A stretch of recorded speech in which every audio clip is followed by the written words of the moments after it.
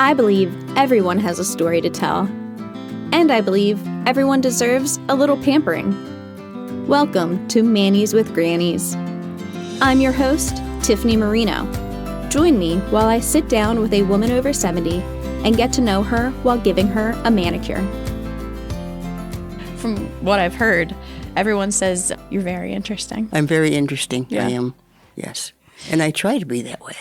Because if I think I'm interesting and other people think I'm interesting, we all can't be wrong. Welcome to this episode of Mannies with Grannies. Today, I'm with Sharon. And from what I've heard, Sharon is a very interesting lady. Why is everybody telling me you're so interesting, Sharon? I think it's because I'm loud. I think it's because I'm present. And I think it's because I think a lot of myself and I like to present that self. I think those are very, I don't know if profound's the right word, profound words or self-reflective words. It seems like you really know yourself. Yes. How did that come to be? I like to be alone. And when you're alone, you have time to think. And sometimes you find that you didn't do things that you're proud of, or you did things that you're proud of. And between those comes an individual. And then I can go back and reflect on people that I knew that had something to do with my development in some way. And thank those people if they're still around, and remind myself, if there are people now that I really treasure, let them know it. And that brings people to me. Who has had the most profound impact on your life? Somewhere between my grandmother, I think, and my son. Tell me about your grandmother. Of course, she was always old to me, even though now I remember she had beautiful, long, wavy auburn hair, and I used to love to sit behind her and comb it. And she would talk to me about when she was growing up and some hardships that they had. She was sent out to the neighborhood to work for them for money when she was 9 years old. Where did she grow up? Ellery. Is that in New York? Yes, when she was a student, she had a teacher, and she became his wife. So she was 12 years younger than he was. And I always like to hear stories about when they were younger and the places that they lived and the people that she had worked for and the things that she learned. And I learned from that. There were things that I was amazed that people didn't know certain things. When she was young, no one told her about the birds and the bees. And some of the things that she told me is like, why would you not have known that? Nobody told her. And she was terrified when she got her first period. Thought she was bleeding to death. One of those conversations with her made me know, if you know something that someone else needs to know, inform them. And I like the idea of telling people things that maybe they don't like to hear sometimes, or ask them first if they've ever thought of something like this, instead of saying, well, sure, you ought to know that. The approach is important. How old was your grandmother when she got married? I think 19, and then a year after that she had my Auntie Edith, and 12 years after that she had my father. So they were both firstborn, so to speak. What were your parents like? My parents and my brother and I lived in the house with my grandmother and grandfather on a big farm. I'm certain I never knew my mother well enough because she was the other woman in the house. She was not the first woman in the house. I'm sure she must have felt that at some times, but as a child I didn't realize that's how it would be. Because your grandmother trumped that? Mm-hmm. She was the matriarch of the home? Yes, and she was. I mean, rightly so, but nobody's quite good enough for my son. And I didn't realize that until I was older. Did you ever get to talk to your mother about that? No, because I didn't realize it. I didn't realize that not all families were the same as mine. I didn't really even feel it. But now as an adult, especially as a mother, looking back and seeing people function in their families and do the things that they do and enjoy the things they do and go the places they do, it's important to me to look at the dynamics of families because I know mine was different, didn't know it at the time, didn't care. Nothing would make me aware of that. When I would go to other people's places, their families were different, but they were different families. As an example, in high school, I knew that town girls who lived in Randolph had colored ink and pens with real nibs and paper that wasn't that brown paper that everything blots on, that has the old yellow lines that you learn to do scribble, scribble, scribble on. They had real paper, but it didn't dawn on me that it wasn't really because you lived in town or I lived in the country. It was economy. We had no money for stuff like that, but we always had plenty to eat because we raised everything.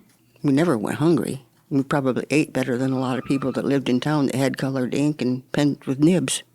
What's your age? 85. How does it feel to be 85? I don't know. I've never been there before. I said to the other girl one day, "This is the oldest you've ever been, but so's the youngest you'll ever be." So she says, "Ma, you're getting deep today." But I don't feel like 85 is old.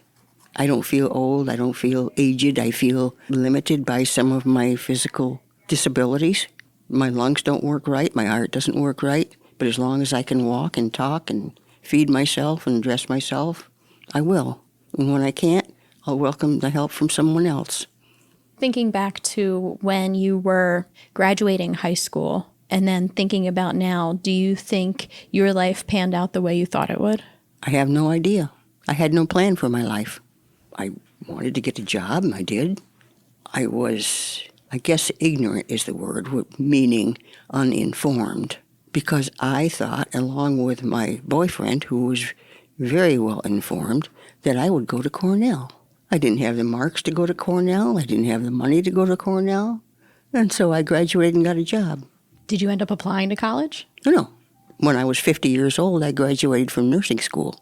That was an accomplishment for me because my maternal grandmother had been a nurse. And I know I was named after a nurse in a play.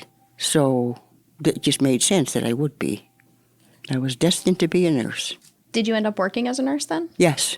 I worked here in town at a hospital for several years, and then I went to what was General Hospital and worked in the psych ward for almost 20 years, and I liked that very much. What did you like about it? I liked the people, not the administration so much, hardly ever, but the people I liked. Do you have any stories from working there? Many, but I won't share them. What was your first job out of high school? I worked in a canning factory in South Dayton, canning green beans. And it was hard work, and it was dirty work, and I'd been raised on a farm, so I was kind of aware of both of those things. But when I saw some of the things that got done to the food that went in the can that I opened up and put on the table, I said, maybe I'll do something else. Were you married? Yes. How did you and your husband meet? Well, I half-jokingly, only partly true, say that my father-in-law put an ad in the paper and my father answered it, which is true. My father had a lot of timber and he was selling cherry logs. And my father-in-law, who turned out to be my father-in-law, was working his sawmill and he needed cherry logs. So my father answered the ad, and that's how I met my husband. And we met in the summer. The first date was Thanksgiving at his grandparents' house. That was obviously in November, and in January, yesterday, January 18th, we were married. Oh, happy anniversary. Thank you. And we were married for 43 years, and he passed away. And I had a home and a good life, and I enjoyed that for 3 years, and then I met another man, and we got married. Whole different story. Something that took a lot of getting used to. Whole different dynamics. He had been married for 50 years, so I was kind of an add-on, and I was in a small town where he and his wife had been very well known. I didn't care if people liked me or not, because you can only be me, and if they like me, that's okay, and if they don't, well, they don't.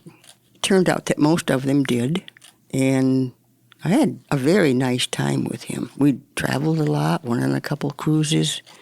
Most of the time, if it was here in this country, he would drive to wherever we were going. We went to the Grand Canyon in the Painted Desert. And you have a son?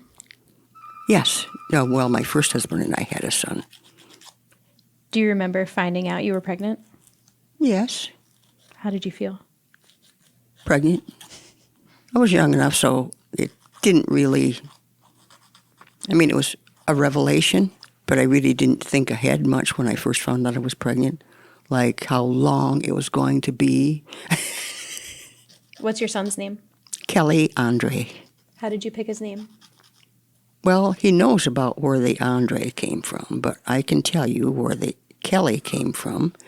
My dad and brother and I did custom forage harvesting for some people, and one of them had this beautiful dog, and the dog's name was Kelly. And I liked the name, so I named him Kelly. And one time my mother had told me that one of the miscarriages that she had was a boy, and she said if he had come to term and I had had him, his name would have been Peter Andre. So that's where the Andre comes from. So it's a family name that never got named. So I understand you are an author. I am. Tell me about that. Well, I never wrote a book. A book was published, and I wrote everything in it. I was a member of a writing group in Ripley at the library, and they would give us prompts of something to write about, and then we were to write a story on it, and then read it to them. And they said, Sharon, when you read those stories to us, we feel like we're right there. And after I had 10 or 12 of them done, they said, if you will put this together, we'll help you publish it. And that's what happened. It was really cool. That is really cool. When did that happen? A couple years ago, year and a half, maybe. You were in your 70s. Oh, yes. I was in my 80s, I think. Are you working on anything now? Yes. I'm working on something I believe. I found this framed picture of a beautiful old Victorian house, and in vernacular, it spoke to me. So I bought it and took it home with me, and now I'm putting a family in there. And I'm a twin, and I live in the family. And I have all of the residents of the house named, and except the dog, and the grandparents in the little town nearby, and the coffee shop, and the doctor. The doctor's name is Homer West. I think it's fun to put people in imaginary places. And I make up the characters, and I decide if they're tall or short, or what color hair they have, and kind of their personalities. One of them I like so far is Uncle Reuben. And we don't know where he came from, but he's the one that is in charge of the gift shop at the veterinary clinic, because they have a gift shop so you can wait for your animals to be taken care of. And he seemed to be really good at that when he first came to town, so he got that job. You said you're putting yourself in the house? Yes. I'm writing in third person, so nobody knows anybody. Are you writing your actual personality? Part of it, yes, because I'm a tomboy. Do you think that the story is anything about something you wish you had lived? No. Part of it is something I did live, being in the country and having animals. And my mother wasn't a veterinarian, and my father was not a professor, but that makes a good story. Sometimes if it makes a good story, that's what you should write. I do like to quilt. So one of the characters in the book, the maternal grandmother, is a quilter. How did you learn how to quilt? Well, my mother was a trained seamstress, so I always knew how to sew. And I learned on an old Singer treadle machine. And when I got to homemaking and had to use those machines with a knee control, I was terrified. I knew I would mess something up, and I didn't like it. So I ended up with an embroidery machine that had a lever that lift up the presser foot without moving your hands and all these things. And now I have one that doesn't do that because I sized back when I came here. That was a necessity. Would you like to pick a nail color? We're looking at some earth tone. It's pretty. Would it be good? Mm-hmm. Does it go with my complexion? I think so. Okay, good. Because when I do this, I want it to match. Do you remember living through any big world events? I remember when they went to the moon the first time. We had a black and white fluttery TV, and we were just pasted to it. What's some good advice that you've gotten? Learn to keep your mouth shut sometimes. Just because you think of it doesn't necessarily mean it needs to be said. And sometimes I adhere to that, sometimes. And then people will say, you shouldn't have said that, that's not funny. And I said, but you laughed. I do have a good sense of humor. That has gotten me through probably more things in my life than any other part of my personality, characteristics. Were either of your parents funny, or where do you think that the humor comes from? They all had good sense of humor. I said when I started working psych, I could either spend a weekend with my family or go to work. We found things hilarious that other people would say, that's not even funny. Of course, then we'd laugh uproariously if they said, that's not funny. And now I have a great-grandson who is 5 years old, and that's one of his favorite words. That's hilarious. How does it feel to be a great-grandmother? I love it. I like being a grandmother. I like being a great-grandmother. I am so blessed because my whole family is attentive to me. They call me, they come to see me. My grandson, who runs his own construction company, and his wife, who was studying for a PhD, took the time during her birthday to, let's do something fun. She says, we'll go see Grandma. How much better could that be? I'm just a proud grandma and a proud great-grandma because they're well-behaved. You can take them anywhere and let them know what to expect, and that's what you get from them. Just like any other person, you put into them, and then you get out of them the same thing. How do you want your grandchildren and great-grandchildren to remember you? I want them to remember me that they liked coming to Grandma's house. They liked Grandma coming where they were. And that's one of the things, is Grandma coming? Now that my daughter-in-law is also Grandma, we have two Grandmas. But even though my last name now is Macintosh, I'm still Grandma Hammond to them because that's what they learned my name was. And every time there's a new baby coming, of course they get a quilt. And there are quilts in every house for every reason. And I don't care if they take the white baby quilt and put it on the ground to have their picnic. That's what it was made for. How long does it take you to make a quilt? Depends on how big it is and how intricate it is. I can do one overnight. I can do one, it might take 3 weeks. And one of my mottos is, I do not now do anything I didn't learn, therefore I'm trainable. And I get laughs about that, but that's okay. I'm 38 years old. Do you have any advice for me at this point in my life? Yes, do what you love. There were some times in my life that I was doing things that I was not. Especially, I was good at everything that I did because I promised myself, if you're going to do the job, do it right and learn everything about it. But I didn't like some of the jobs. But some of them I made work for me, as in a furniture factory, I could do piecework, and I learned to do the handwork repetitiously, so that every piece that came to me that looked like this one always gets done the same strokes, the same everything. That way I was making good money because I picked out the bad parts that nobody else wanted to do and made them work for me. I guess that's what advice I would give anybody. Treasure the things that are close to you and learn things that make you feel better about yourself. You said earlier that when you were younger, you were ignorant or maybe naive. Was there anything that happened in your life that you grew out of that, or anything that was like eye-opening for you? Because you don't come across as naive. You seem very... Well, after you get to be 85, you don't be naive anymore. I think I have a great desire to learn. If you don't learn a little bit new every day, you might just as well curl up your toes and croak. In fact, the other day, my roommate and I looked up to see how come Jolly Rancher candy has that name. That really is not earth-shattering, but I found out that it was made in Colorado, and they were ranchers that were failing somewhat, and they started a candy company. They said, we want them to think that ranchers are really happy, so that we're jolly, so we'll be Jolly Ranchers. Now, that's useless information, but I thought it was cool. And when I was in nursing school, one of the instructors, I said, I will get an A in this class. And she said, don't you wish? And I thought, oh, don't you know? I was valedictorian of the class. Don't you know? You showed her. Well, we're at the end of our manicure. It's been a pleasure getting to know you. Is there anything else you want to talk about? No, not in particular, except this is a wonderful idea. Thank you. You're very personable, and my nails probably look nice. They do.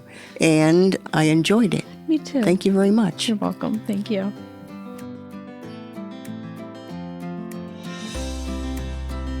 Thank you for listening to Manny's with Grannies.